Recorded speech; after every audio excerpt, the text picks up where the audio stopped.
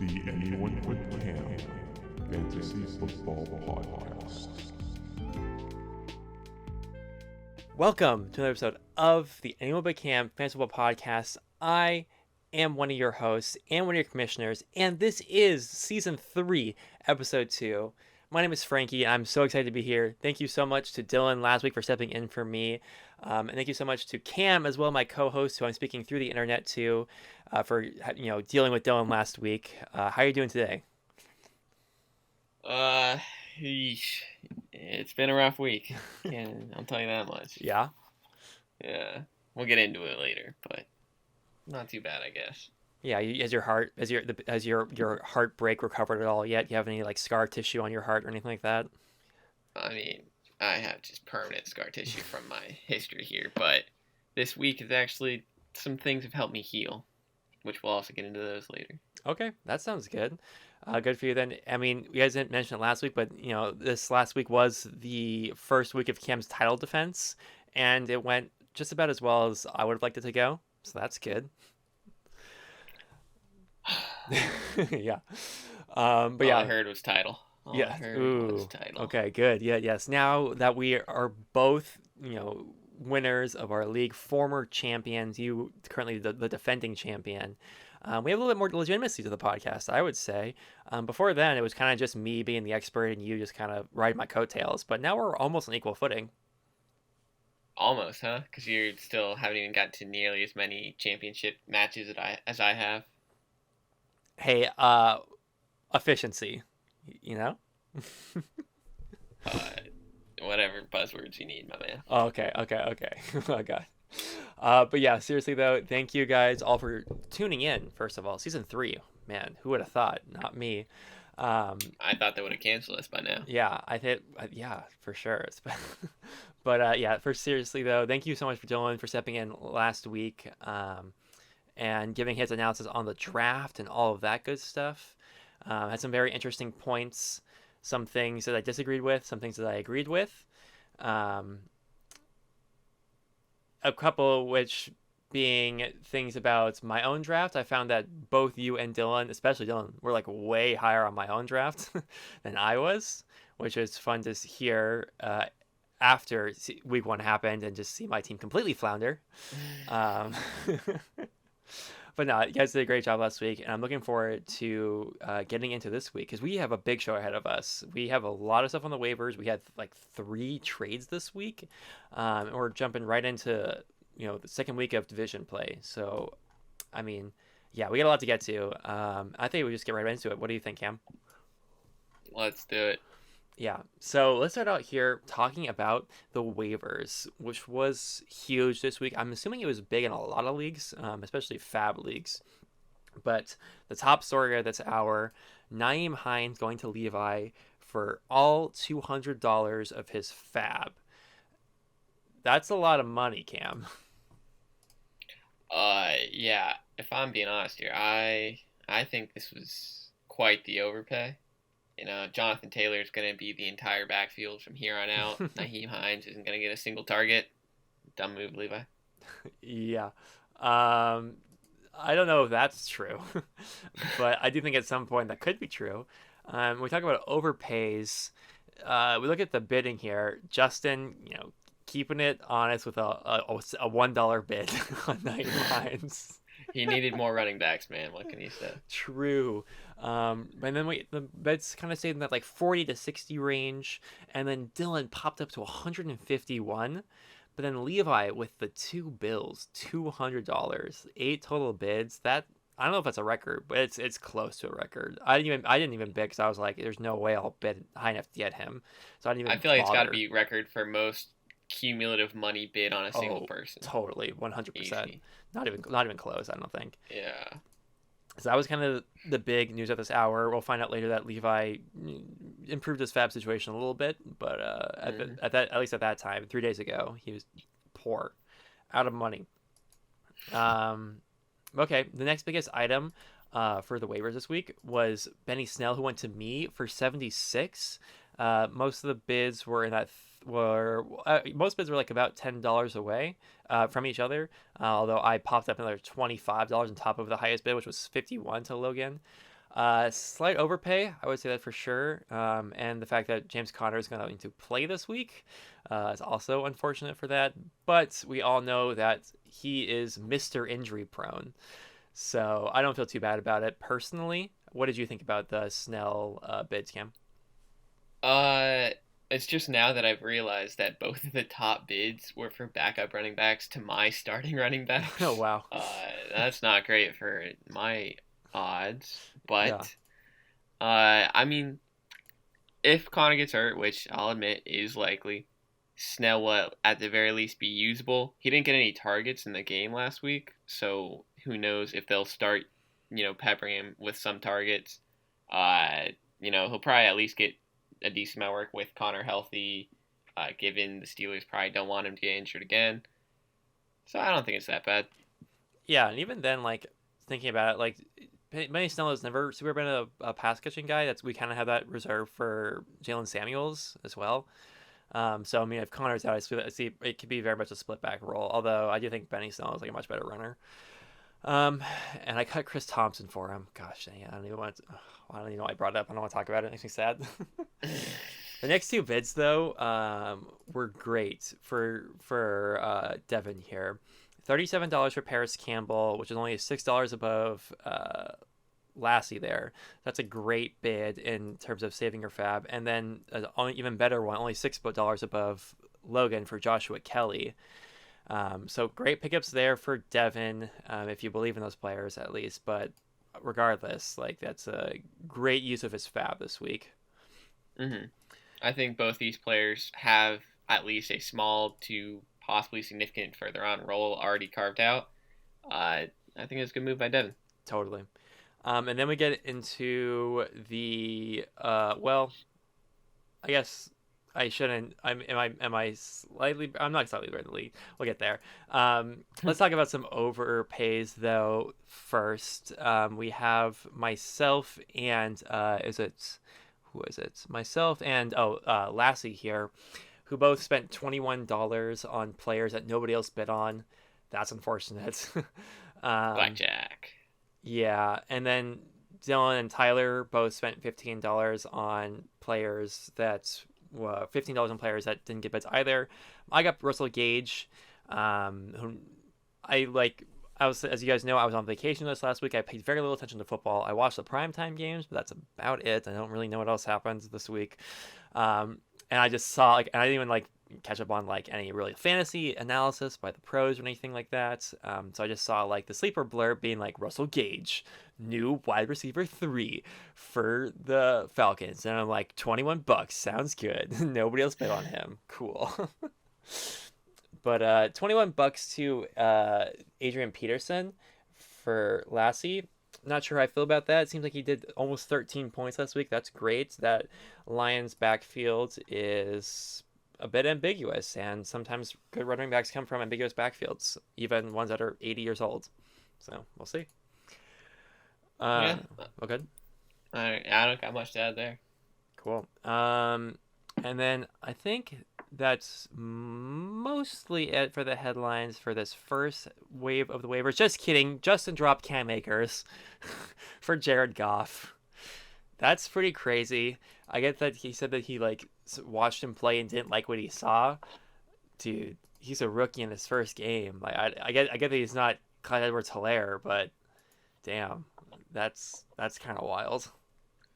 I feel like the biggest sin here by Justin is just not even trying to get value out of Cam Akers Yeah. by trading or something of that sort, just dropping it. And someone probably picked him up and is pretty happy about that. I guess we'll figure that out later. Yeah, that is kind of wild. Okay, and let's get the next day of waivers, which is pretty big as well here. You end up getting Cam Akers for $42, What? Sick. but not without controversy. I'm not even 100% sure I understand what happened necessarily, but he did explain it. So Jake bid $61 on Cam Akers, but he had too many players on his roster. I don't even know how that happened. I'm confused. Dang, that's almost like worthy of a. That's yeah. I don't know. I don't know if we're handed a Ben McAdoo award this week, if it goes to either Justin for dropping Cam Akers or Jake for completely blundering that. I I don't know. And then oh, good. Yeah. I mean, do we ever expect competency from Jake Logan? Let's be honest Wow. here. The next only other big thing that from that second wave here is that JP picks up Alex Gaskin for $10. 3 bids on that one. So it was a good haul for him there. I guess he's maybe the starter in Miami. I don't know. Does anyone care? I'm not sure I do. I mean, Logan tried to get a $0 bid on him because we all know he loves Miami running backs, but now he'll have to lose to him this week. Yeah. We'll get to that later. I think Dylan said it well last week when he talked about Logan locking up the Miami backfields during the draft, and he said, "Yeah, that is certainly a backfield." Last note from the waivers this week is that Lassie is now rostering 2 players who are not on NFL teams, and Devontae Freeman and Antonio Brown. And he's going to beat me this week. Woo! We'll get there in a minute. Man. Okay, and that was kind of it for the waivers. So let's go right into... We had 3 trades this week. That's got to be a record, too. I don't know if we've ever had 3 trades in 1 week. That's crazy. But let's start here with the first trade of the week, which was Levi trying to fix his self-inflicted fab issue of having $0. He sent this trade to a couple of people, at least me and Jake, if not more. I guess you would know. Cam, you said he didn't send it to you, but I guess I sent it to some of the people at least. Mm-hmm. Regardless, the trade was he sent Philip Lindsay to Jake for $20 of fab. Okay, I didn't think it was. I mean, to me, I was already spent $100 of fab, so I was never going to take it. I don't know if it's really a great trade for Jake either. I don't know. Kind of a wait and see with the Denver backfield. 4 points for Philip Lindsay in his first outing. He only really played 1 full. I mean, but prior, I feel like last season, they would kind of do a thing where like each running back would take a series. The running backs would like take a series each for the most part. Now you throw in Melvin Gordon to that as well, and a total of 7 carries for Philip Lindsay. I don't know. I'm not. As a Philip Lindsay owner last season, I don't want anything to do with him this season with an even more ambiguous backfield. I mean, I guess the only consolation here is Jake's RB3 is either Tariq Cohen or Chase Edmonds, so at least he's got someone that has a role that will probably be carved out. But yeah, yeesh. Yeah. Okay, and then next up we have another trade involving Levi here. So so let's see here. Levi acquired Jordan Howard and the San Francisco 49ers defense plus $40 in fab for giving up James Robinson, who is the apparent starter in Jacksonville after week 1, who apparently played reasonably well, almost 4 yards per carry. Hey, that's not bad. So in that way, Levi has given up 2 players and gotten $60 of fab back. That's reasonable enough.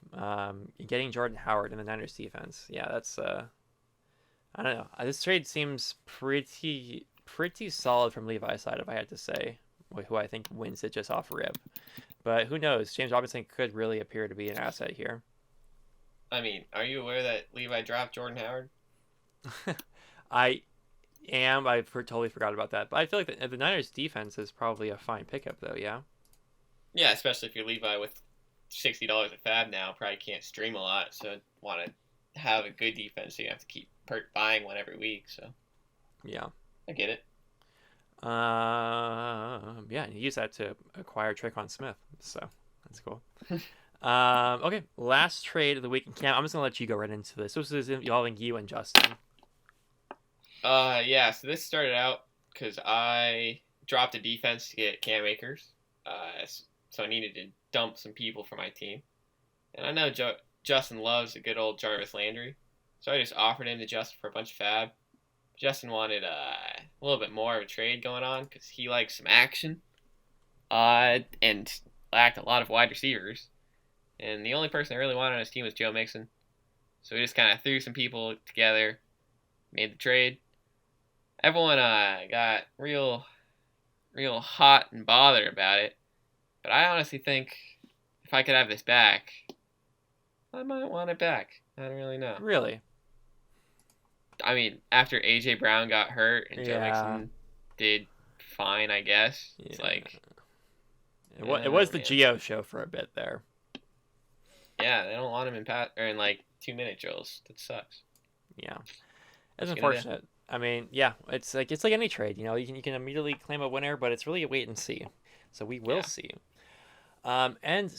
Moving on, I guess that's it for the trades. Yeah. So let's move on here to last week's highlights. Except, wait a minute, just kidding. Alert, alert, sound the alarms. Tyler Walker has joined the call. Here he is. Tyler, can you hear me? Yes, can you hear me? I can hear you loud and clear. Loud and clear. No, you're good. You're Alright, great. You're great. So I got word from Jake that you wanted to come on the show and talk about some slanderous things Dylan said about you drafting Lamar Jackson in the second round of last season. You always wanted to defend yourself. So what did you have to say about that? Well, I just had to say, first of all, I'm with Dylan on I hate taking a quarterback that early. But if you look at the draft board, I'm big on getting 2 running backs early. But if you look at the draft board, really wasn't too promising. I guess I could have got James Conner. But I already had Saquon, and I figured if I put Lamar with that, I can get a running back in the third between Todd Gurley and maybe Chris Carson. And I figured between Saquon and Lamar, at least one of those is going for 20 every week. So I felt pretty good with that pick. And I mean, receivers, I think, in a PPR type league are kind of a dime a dozen, so you can kind of pick them up whenever. So I wasn't too worried about getting a big receiver. So I'm with Dylan, but I think if you looked at the board a little more, I think he would have understood why I took Lamar Jackson, because I wasn't going to take Odell Beckham Jr. in the second round, and I wasn't comfortable taking James Conner necessarily. I was hoping Nick Chubb would slide or Aaron Jones, which obviously they got picked up right before. So that's my reasoning, Dylan, for saying it's the worst pick. Yeah, he's the MVP, so I wouldn't say the MVP is the worst pick of my draft. Just want to throw that out there. But that's all I have. I had to just come on and get that out there because I finally listened to the episode yesterday, and it just got me hot and bothered, and I couldn't get off my mind. So, Dylan, I agree with you. Yes, taking a quarterback early, I've never done it before, but I'm all in on Action Jackson, baby. I love it personally. I think it was a great pick. In height, we saw week one, it worked out well, and I think it's going to continue to work out well. I think that him saying that's your worst pick, I think you had a pretty stellar draft overall. I think Cam, you said his worst pick was probably Ty, right? Yeah, just because I didn't really believe in him, but Well, I'll be honest, Cam, you kind of because you got Scary Terry, which pissed me off because that's who I was picking. I literally had his name clicked, and then you picked him, or technically Dylan, and then it was between either T.Y. Hilton or Hollywood Brown, and my thought was, okay, I never like having 2 players from the same team necessarily. I mean, it's all right, but like quarterback receiver combo, yes, it's a double dip if they score, but it always kind of worries me. So that's why I went Ty because I had Lamar. If I didn't, I probably would. If I didn't have Lamar, I probably would have went with Hollywood. But I do agree. Yes, Ty is a little bit out there because obviously Paris Campbell, and Michael Pittman, and then Phillip Rivers, who he does throw the football a lot, so I'm okay with that. I'm okay with Ty. Just gotta hope he stays healthy, but he's not the best receiver too. But like I said, I kind of figured there's receivers later in the draft that you can kind of get I love my rookies, so I figured one rookie will pop out, maybe at a stellar season. So hopefully I picked the right one in Judy. I don't know yet, but that was kind of my reasoning with that one. But I personally believe my worst pick was the Minnesota Vikings defense, which I obviously dropped and spent for whatever reason a lot of money on the Seahawks defense. I don't know why, but I kind of regret that now, both of those now.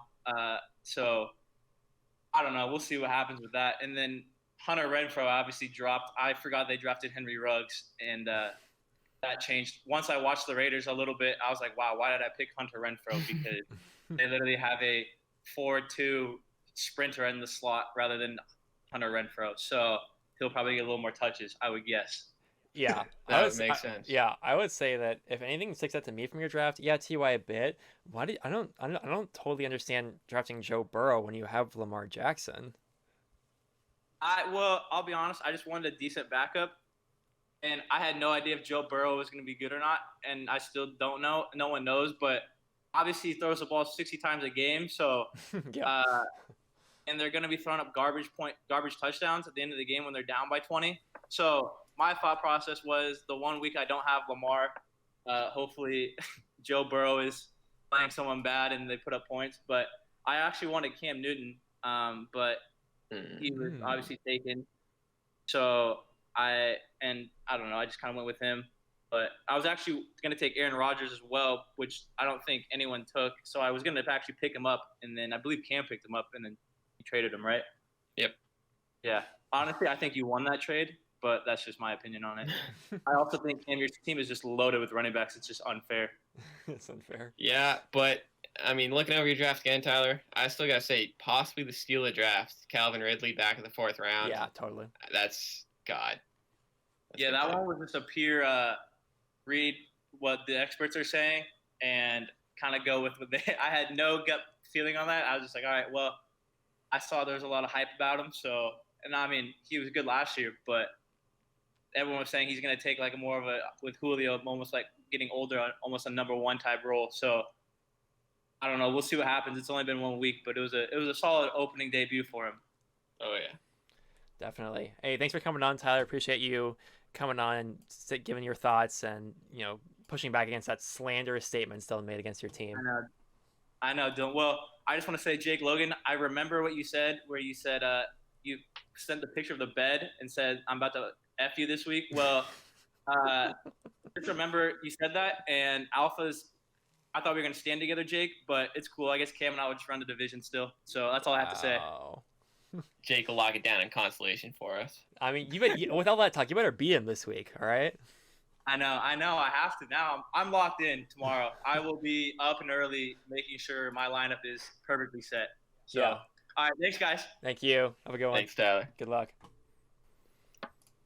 Awesome. That was excellent calling by Tyler. Yeah. I just gotta say, my main reaction is, I mean, we all saw Dylan's early round picks, Nick Chubb and Odell, Mike Evans. I mean, we don't want to trust him with analysis on those early picks anyway. Don't think so at all. All right. Yeah. Thanks again for Tyler for coming on. Loved having him on here to talk about all of that. But Cam, now it is time to talk about last week's highlights. We're changing things up a bit this season. Instead of going into every single matchup and talking about, where we were right or where we were wrong with the analysis, we're going to do some quick superlatives, just talk about the big stories. I don't think you guys care too much about what happened last week because this week is just right around the corner. But there are some storylines from last week's weekend to get to. Top of the hour, talking about the matchup of the week last week, which of course was me versus Logan. Logan continuing his dominance over me in the week 1 matchups. I will have my revenge in like week 3 months from now, but but until then I am owned in this league by Logan, as it seems like it's like it creates like a balance in the league of me being owned by Logan. Do you agree with that? Oh, it's a tradition unlike any other, I'd say. Also, I was laughing quite hard when he came on the podcast last week and then said that he's going for 10 in a row. The absolute gall to say that is just so outrageous. Hey, you haven't proved him wrong yet, so I don't got a problem with it. The next big storyline, because I think a lot of the games, like I told you guys, I was on big vacation a bit. I couldn't really watch any of the games, but it seemed to me that the only really close game this week was Jake versus Cam, and oh my god, what a close game. I think at least I don't know, I thought it was over going into that game, but Jonnu Smith comes through 4 for 7, 36 yards and a tutty for the win over Cam here. And by the way, that was a Try Hard Chalice game, so now Jake is the rightful owner of the Try Hard Chalice. Cam, your title defense is going terrible. Okay, so going into Monday night, I was down a little bit, but I had James Conner, AJ Brown. Dude, I felt good. Monday night football starts. Steelers game. James Conner, pretty bad starting drive, and then injured, doesn't play again. And not great. Still got AJ Brown, still got the defense. He's only got a tight end. We should be fine. Then, final game starts. Titans. Corey Davis, out of nowhere, just catching all the passes, just like everyone expected. Titans defense not doing great against Drew Lock. Cool, I guess. And Johnny Smith also not doing much. And I'm in Idaho now, an hour behind, and been hiking, waking up early. So, like, that halftime is, like, 10, 11 o'clock. And I'm just like, it's fine. I'm up, like, 5 points. Johnny Smith doesn't score a touchdown. I should win. Go to bed. Wake up at, like, 3 a.m., and I'm like, in a cold sweat. The spider senses are tingling. I'll just check fantasy, see what happened. Pop it open. I lost by less than a touchdown. Johnny Smith, wouldn't you know it, scored a touchdown. And couldn't really fall back asleep after that one, I'll tell you that much. Yeah, I mean, who would have thought that after the absolute pop-off of Clyde Edwards-Helaire in week 1, I mean, in the third, was that Thursday Night Football to start? Like, Yeah. that this wouldn't even been, like, that close, but James Conner injury really, really sunk that for you. And Johnny Smith popping off out of nowhere, that is something. Yeah, I don't know. I do want to say though, I feel like this win should be invalidated for Jake, because he did not have Corey Davis on his team or start him in like his best game ever.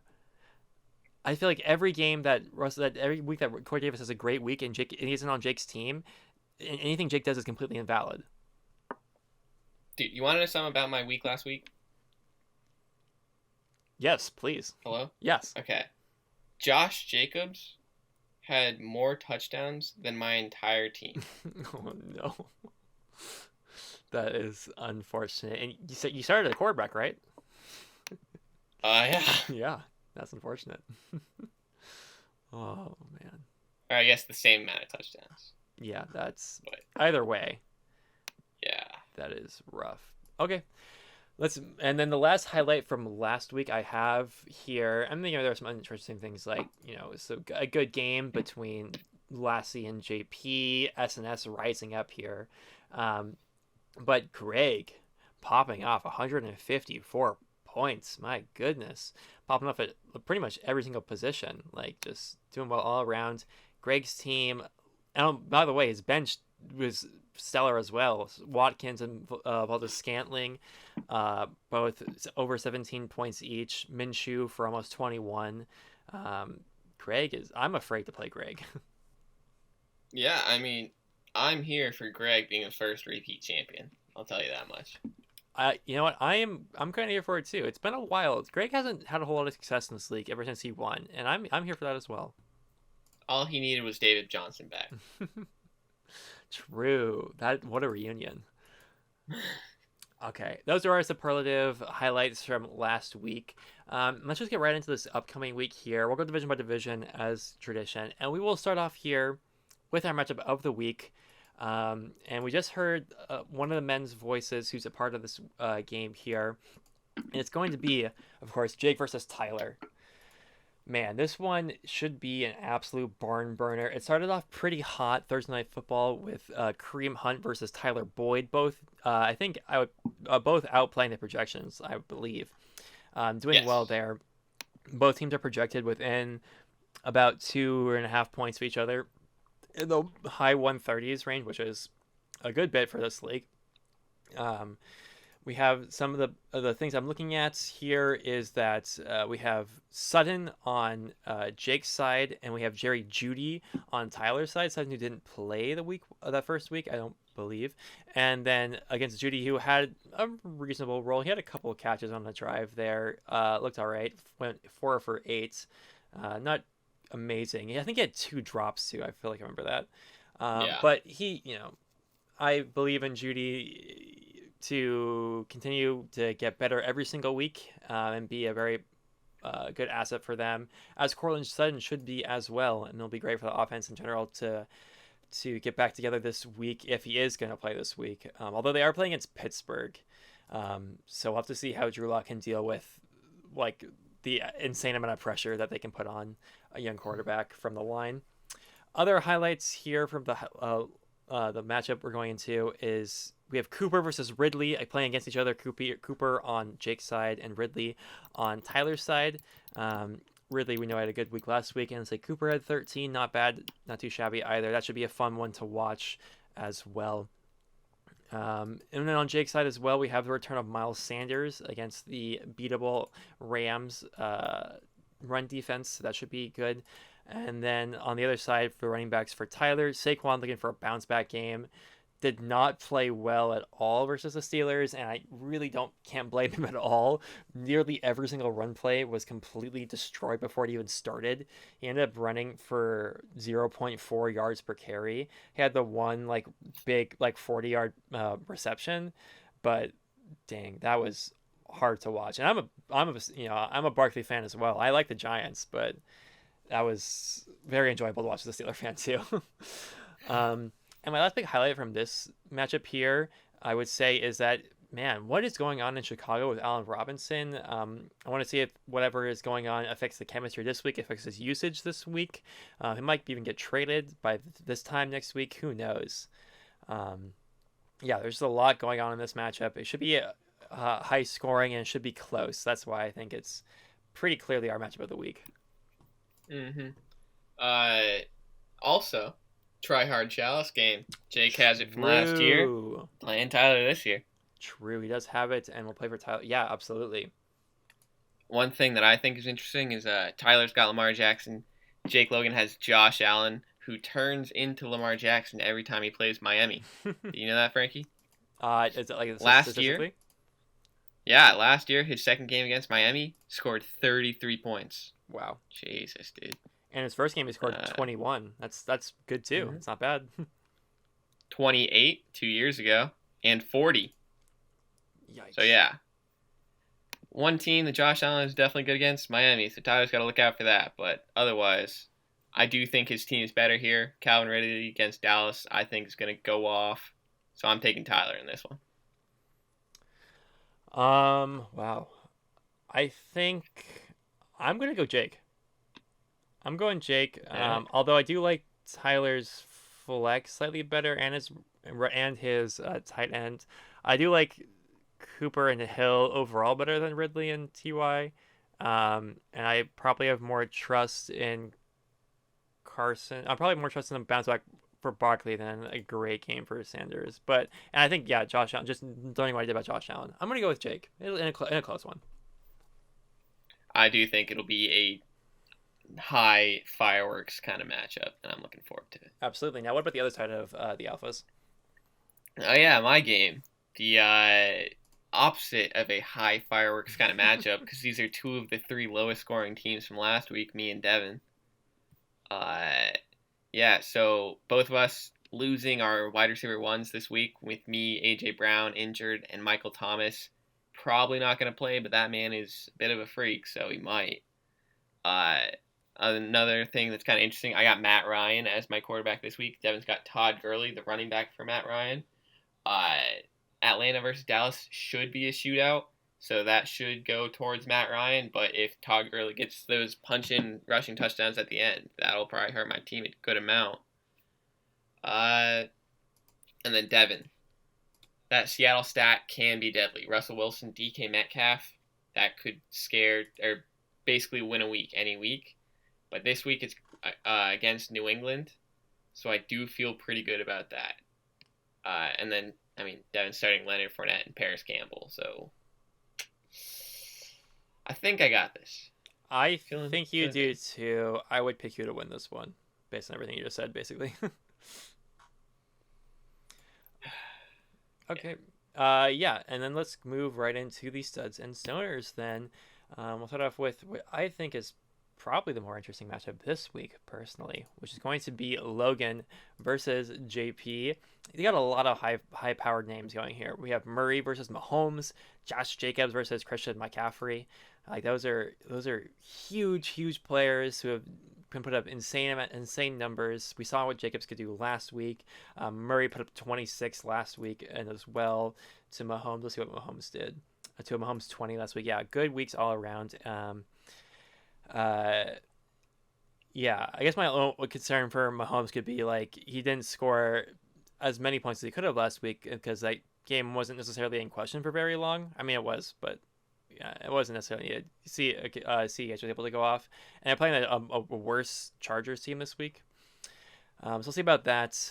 And then the matchup of the receivers is great too. Woods versus Juju, both with fine matchups, and Chark versus Ruggs. We'll see about that. And then maybe I'm bearing the lead here, but the thing I'm looking at the most here, other than like Jacobs versus CMC, is that JP is starting Robbie Anderson versus Logan, and not a great matchup, but it could be. I mean, he put up over 22 points last week, over eight targets, 6 receptions. If Robbie Anderson goes off, I will be absolutely living for that. We all know how upset he was not getting him in the draft. So I think that'll be a great time. Other headlines here is sticking on the JP side, I guess. Is he's starting Gronk again this week? I don't think he has any other tight end on his roster. Just checking that real quick. Don't see one. But besides for Kittle, of course, who's injured. But he only put up 2 points last week, and I didn't watch the game, obviously, but I don't know. I feel like in the tight end matchup, it's definitely Logan's favor with Waller. And Monday night, that could even come down to that. That'd be fun to watch, Monday Night Football.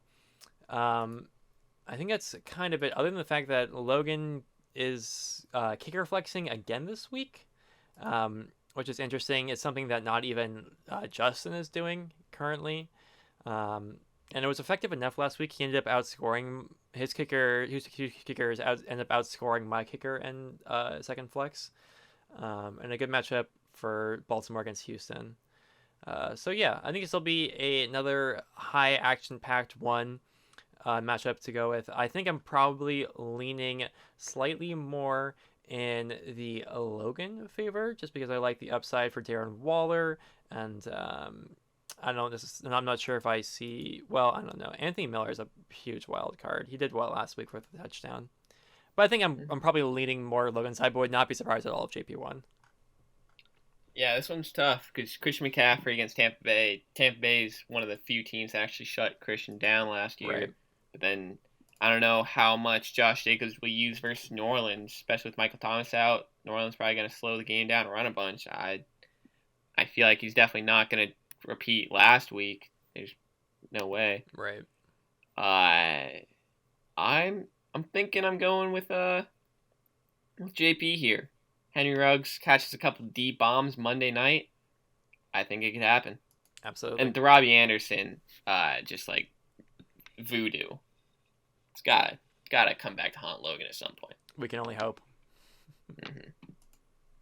All right, the other Rotlack Studs and Stoners matchup, my bad, is our man here, Frankie, fighting against Lassie for his life here, trying not to start out 0-2. Again. Yeah, not looking great though, because your team's dropping. Man, you got Kenny Golladay out for the second week in a row. Chris Godwin, doubtful, probably not going to play. Even if he does play, don't know how much will be used. Eesh. But, some things are looking good. You got Kamara versus Las Vegas in that Monday night game with no Michael Thomas. Should be pretty solid. But then you look over Lassie's team. He's got Derrick Henry versus Jacksonville, the team where he had his 99-yard run against a year or two ago. I don't remember. You got Russell Gage in a pretty good spot with that Atlanta-Dallas game. But then Adam Thielen, who's pretty much the only person to catch passes in Minnesota right now against Indianapolis, who just let Gardner Minshew complete 95% of his passes. So I think that's looking pretty good for Thielen. So, I mean, I'm definitely picking Lassie here. I'd say your only shot is if Will Fuller, Cooper Kupp, or Deshaun Jackson, one of them just needs a bonkers game. All are like people that can do it, but none of the matchups really look great for it. So I'm not feeling good about it. I mean, Deshaun Jackson was like 2 overthrows away from having a great week last week. Cooper Kupp, oh my God, why did I pick Kupp over Ridley? I'm so sad. I was gonna say I probably will never make the meme, but I was thinking about this while hiking this week. I was like, like the Wolverine meme where he's like holding Oh a yeah. picture. I was gonna do like me as a Robert Woods owner last year and a picture of Cup, and it's gonna be like me as a Cup owner this year and a picture of Woods. Yeah. That's how I feel. Yeah, I don't know. I'm probably not gonna win, but who cares? Gesicki's popping off, baby. Let's believe. The Flying V, Will Fuller. I don't know. I mean, you got some garbage time against Baltimore, maybe, but Yeah, I don't know, dude. Hey, if Antonio Gibson pops off, my entire demeanor about this season changes on a dime. if Antonio Gibson shows up, we win this league. We win this league. Well, I don't know about that. I need my receivers to not get. I need literally all of my receivers to not get injured at the exact same time. Like currently have 5 players with injury designations, and 2 of them are my what are my rounds 2 and 3 picks. Like, come on, man. So yeah, GLHF to Lassie. Enjoy your win. Okay, moving on to Rotlack here. We have Justin versus Levi, a big match here as well. Hey, I was looking at Justin's roster here. Why do Justin's running backs suck? He picked 5 in a row, and Cam, you said in the pre-show that's because he got the ones that nobody wanted, except he got both Eckler and Cam Akers. But that being said, Levi's running back might be even worse. At least that's what I would have thought going in. But 17 carries for Ronald Jones was shocking to me for the week 1. And Montgomery did 64 off 13. Yeah, that's not too shabby either, although it's not the volume even close to what you'd want. But yeah, the running backs on both sides isn't exactly great. Melvin Gordon in a split back role against the Steelers is not a position I would like to be in, especially seeing what they did last week to the Giants. I guess some questions I have here for Levi. Goddard popped off last week, had almost like equal usage, or very similar to Ertz, I believe. 20 points and a tutty. I know it's a rough matchup this week, but he is flex worthy. But he currently has Nyheim Hines in that spot where he'd probably be. Nyheim Hines, who I can't imagine he's gonna bench him after spending $200 on him this week. Dak Prescott is a great matchup versus Atlanta. Rodgers versus Detroit. Yeah, some high-powered matchup this week for both sides. I guess what will probably just come down to, though, is there is quite a large disparity in receivers. This is more a result of Justin having the terrible auto draft. Because Levi is starting Devontae Adams and Julio Jones, and then DJ Moore is flex, as opposed to Stephon Diggs, Preston Williams, and then Darius Slayton. And Michael Gallup's fine, or he's good. But the disparity in talent, star power is just shocking between these two teams. And I guess that kind of gets my last point of this is Justin needs to make some moves. I think he only scored 74 points last week. I think he needs to do his best and try and wheel and deal a bit if he wants to, if he wants to do his annual overperformance based on our expectations. Yeah, I think the most interesting part here is Levi has Dak, Justin has Gallup, Justin has Aaron Rodgers, Levi has Devontae Adams. So there'll be a lot of, rooting for something to happen this game, but not go to the person that they have on the other team, like Justin hoping that Lazard will catch bunch, and Levi hoping that Amari Cooper probably pops off. Yeah. It'll be interesting to see how that ends up happening. I do think Justin has a shot of winning this game, but it'll be on Levi's team underperforming rather than his team overperforming. Yeah, I agree with that. We need a Mark Andrews. Mark Andrews has always been super boom bust, but the thing is, he's just boomed so much more than he busts. That is a weekly opportunity, and Evan Ingram is kind of showing himself, at least in week 1, to be the main target on that passing offense. So. Yeah, could go. Definitely Levi favored. I could definitely see Justin winning though. So I'm sounding a bit doom and gloom on his team. He is predicted for 12 more points than I am though. So what can I even say? Dude, Aaron Rodgers is gonna absolutely shred Detroit. I'm not looking forward to it. Final matchup though, we got our man Dylan going up against the highest score from last week, Greg trying to topple the Giant. And so far, so good. Thursday Night Football, Dylan's got that Brown stack. Nick Chubb and Odell both getting touchdowns. Nick Chubb with 2 of them. Brown's defense not getting in the negative, so I can't really complain about that. But, Greg's also got some rough stuff going on for himself. Deshaun Watson and David Johnson, both integral parts of his team, playing against Baltimore. Baltimore pretty much shut down the Browns last week, so we'll see how Houston can handle that. Tyler Lockett against New England. New England's got that secondary, so we'll see what happens there. But Greg does have Jared Cook in a game where Michael Thomas might not play. Dylan has Emmanuel Sanders. We'll see who benefits more there. Raheem Mostert against the Jets when San Francisco has literally no healthy pass-catching options. So maybe he'll catch another 80-yard touchdown again. That would be helpful for Greg. And Travis Kelce, always a beast. I think I might go Dylan here, though. I think Dylan is definitely the favorite here just because, you look at position by position, he has, the matchup spread. He has people who already performed Thursday night. AJ Green, 13 targets is promising, but 3 for 13 for 29 yards. Some of them were overthrows. Some of them were balls in the end zone that, Burrow put where only Green could catch if he, was half a foot taller. But yeah, I think Dylan's definitely the favorite this week. Cam Newton versus Seattle, Zeke versus Atlanta. Oh my God, they should just absolutely eat. And yeah, Mike Evans, who will probably be playing sans Chris Godwin.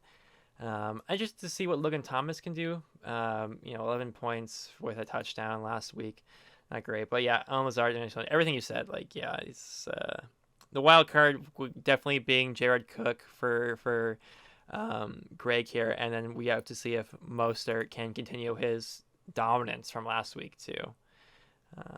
But yeah, I think I'd probably go Dylan on this one as well. Yeah, rough spot for Greg after a really good week 1. See what happens. Yeah, and even we talked about rooting for targets to different players in the last game. Greg could start MVS. I don't necessarily recommend it, but that would be an interesting matchup between Dylan Sard and Allen Lazard too. But yeah. Okay, I think that was all of our matchups for this week. We don't have any mailbag questions. I don't think Cam didn't have a survey this week. I don't think I missed another one.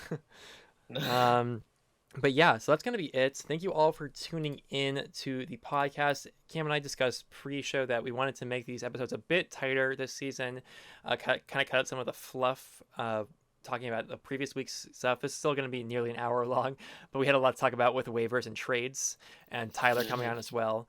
But I think from the future, this season, we're going to try to cut these guys a little bit shorter down, make them a little bit more consumable for all you guys. But either way, I do appreciate you all tuning in, and good luck to everybody in your matchups this week.